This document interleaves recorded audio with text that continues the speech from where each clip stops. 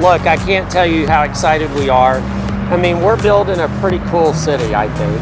And when you're building something, you want to have the best parts, right?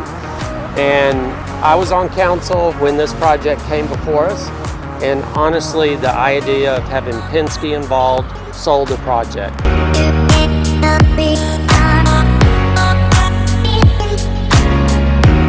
Parking spaces are key in car dealerships. You don't really think about that, but space is key. Parking spaces are very vital. We expect to sell about 2,000 vehicles our first year in operation. So call that next year in 2022. That's new and used. That you can write down.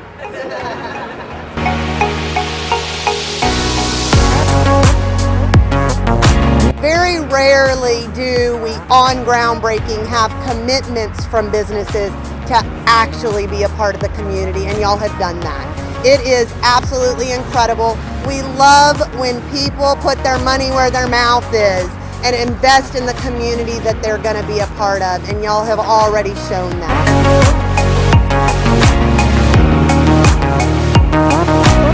Love our partnership with Penske, and glad that we were able to actually make this partnership work and have a dealership here in Leander.